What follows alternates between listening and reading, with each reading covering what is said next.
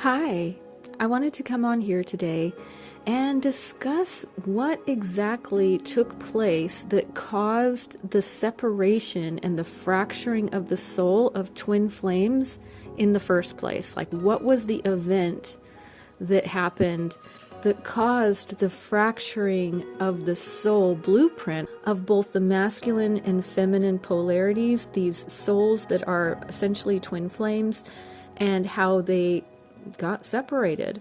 So to start off, it's important to understand that human beings are on an evolutionary process, and we are completing a very large and long process of spiritual evolution through going through all of the energies of the zodiac and learning all that there is to know through moving through every one of these energies to create wholeness, to fully evolve, and to fully move through all of the different polarities, all of the different dual aspects, and all of the different contrasts that there is to have to come to a state of complete awakening, to complete enlightenment.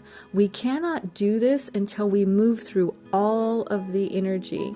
And the Supreme Creator, who is beyond duality, had to split itself to create the worlds that we see today and everything that we see today. And so this is also a part of the evolution of God in itself as well, because we are all a part of God's creation. We have a part of God's spirit, each and every one of us.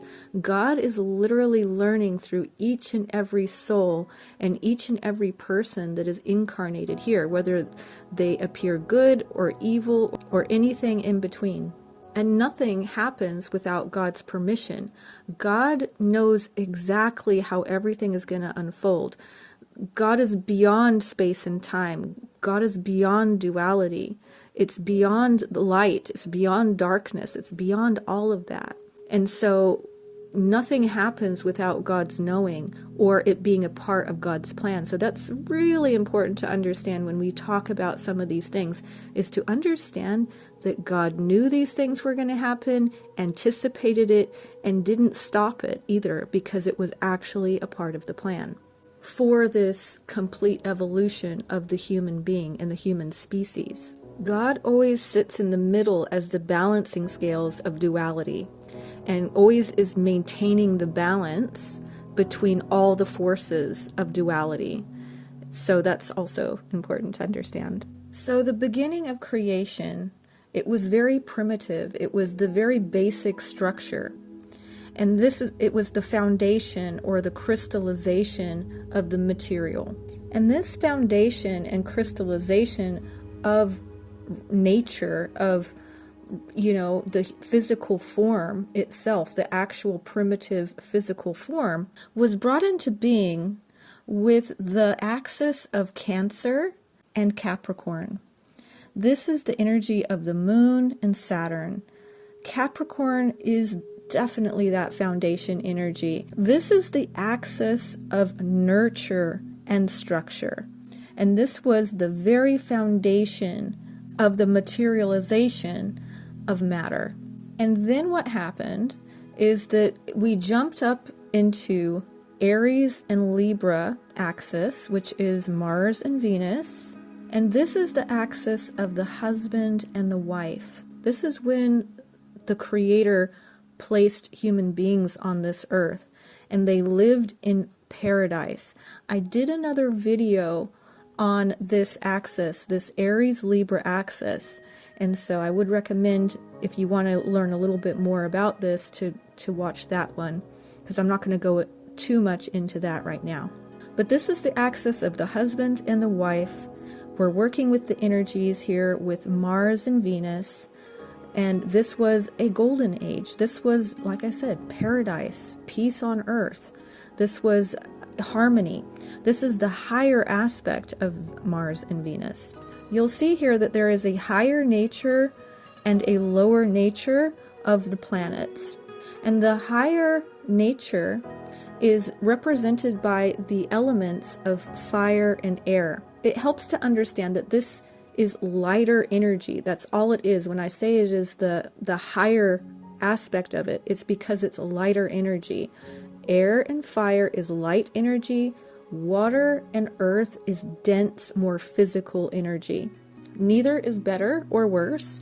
They are just different aspects. It's the duality and the polarization of these planets and energies. So when human beings were at this beginning point, this is when twin flames were just common, absolutely common. This is the soul blueprint. Everybody incarnated with their twin flame. This was peace on earth. This was heaven on earth, golden age. And at this time, there were two different energies that were flowing on this earth. And the Bible speaks about this metaphorically through the wordage of trees. So we have the two trees in the garden, and these were actually currents of energy that were present on the earth. Now, the tree of life is representing that solar energy. That is the sun, okay? The solar energy. That is the tree of life. That's why everything now is being restored through the sun, which is the tree of life. And then the tree of the knowledge of good and evil is a current of duality. So the dual nature, it's the separated consciousness, isn't it? With the current of duality, this is separated consciousness. And so those two currents were flowing here on the earth, and human beings had access to that. They had access to the tree of life, which, like I said, is that solar sun energy, which is basically, feeding and nourishing human beings. And then the tree of the knowledge of good and evil was also present. And this one was more dangerous. This is also Kundalini energy as well. And so, as we know, Kundalini energy is sexual energy. And sexual energy is very powerful. And you have to be careful with it. You also have to be careful with that Kundalini energy when it activates within you. People go crazy. People have health problems that can come up if you're not careful with this Kundalini energy. It's very, very powerful. So what was happening at that time was that there were also Anunnaki fallen angels, if you will, that were also present. They were meant to be guardians and helpers of humanity. However, there were some fallen and evil Anunnaki. Not all Anunnaki are evil, not all angels are evil, but there were a portion who did not hold to what their duties, basically, what they were meant to be doing. They began to corrupt the humans that were there by offering them this duality energy, this current of energy, which was the Kundalini energy, which is sexual energy. At this time, human beings did not have dense, physical, fleshy bodies. They had more etheric bodies. The Anunnaki at that time had convinced the feminine polarity of the twin flames to engage in this Kundalini sex activity with them in order to learn about dense reality, the materialization, the material world. When they lived in that Aries Libra axis and in wholeness with their soul and their twin, they did not have dense physical flesh bodies. They had etheric bodies. And everything that existed on that earth was not dense and physical like it is today. And so essentially, the Anunnaki were the ones that fractured the twins by doing this, by having sex with them.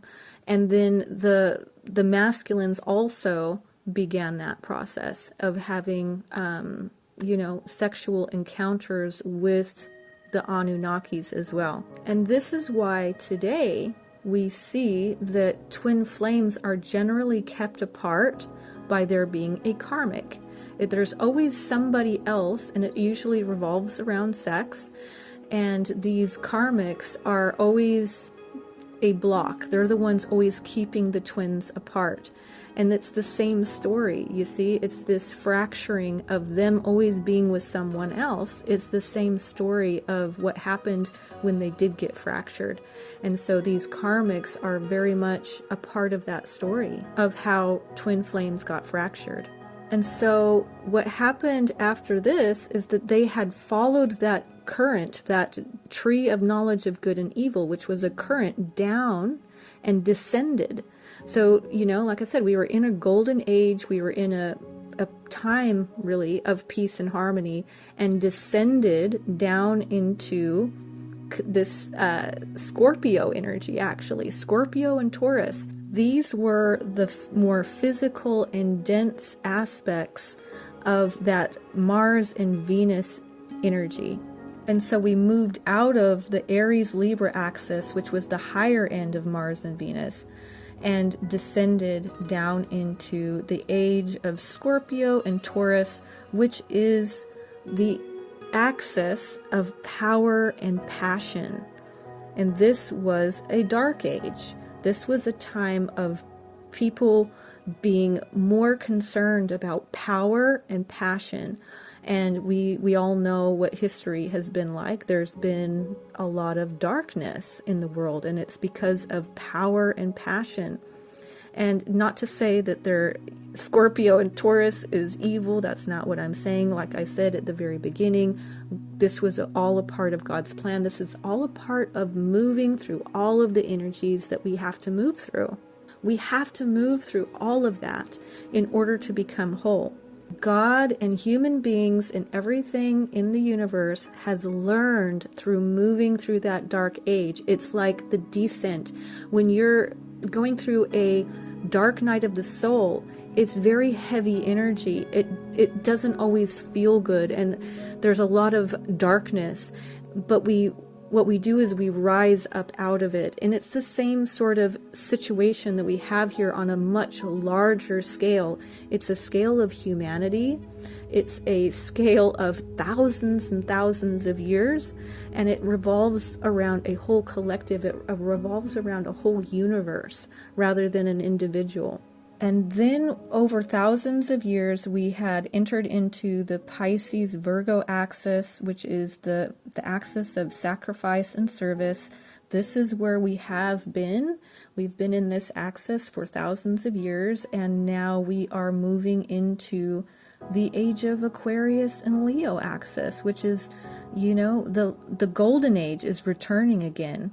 We're returning into an even higher aspect of Aries and Libra even here. This is where we go up to the Aquarius-Leo axis. This is the axis of love and wisdom. This is where we fully move into the highest notes that there is. And, here we have the Sun and Saturn. And so this is, again, returning to that tree of life. It's that solar energy. And Aquarius is on that higher aspect of Saturn.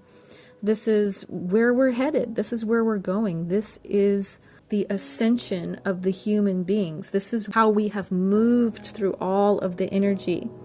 The one thing that I didn't mention, I don't want to leave out anybody. So after we had the beginning, as I mentioned, of the foundation, basically, which was Capricorn and Cancer, which was Moon and Saturn, which is the feminine polarity. Well, after that age, we had the age of Gemini and Sagittarius.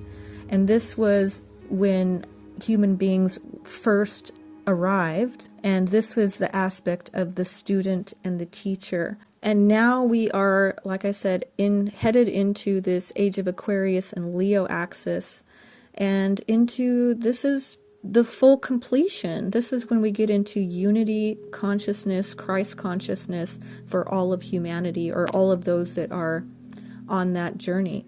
So essentially, what had created the fracturing of the twin flames was sex with fallen angels or fallen Anunnakis, however you want to look at that. And that's what fractured the twins. And we've been on a process of restoration, but essentially it was all meant to happen. It was all a part of the plan. God knew all of this would happen and be restored as we move through all of this zodiacal energy. You know, these high aspects, these low aspects, the masculine, the feminine, through all of the elements and all of the energy, basically. We are at that time of completion, which is a beautiful thing.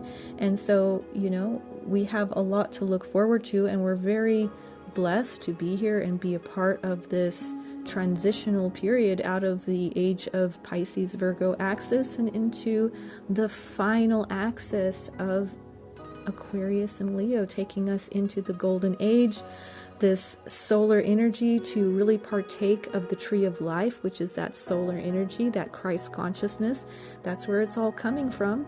So this is a pretty big deal. Twin flames have been fractured for eons and are now coming back into unity consciousness, which is also allowing us to unify back into wholeness with our own soul, basically, and our divine counterpart. We were created together. We are energetically married, and very soon it will be completely normal and common for everyone to be with their twin flames. They're going to be meeting their twin flames very early on and having a much easier process. For those of us who met their twin flames before this changeover into this age of Aquarius, it was a much more difficult journey and still can be. But it will be becoming easier and easier as time goes on. We have already crossed a threshold as far as the grip of this darkness that there has been on this planet has really, really let up, and we've crossed a point of no return, and the light is going to continue to grow and be stronger and stronger day by day. Every moment by moment now, we are headed further and further into this golden age, which is going to bring about the unification of everything. So it's a lot to look forward to. But I'm going to go ahead and finish off here for today. I am sending you so much love. I thank you very much for listening, and I will talk to you later. Bye.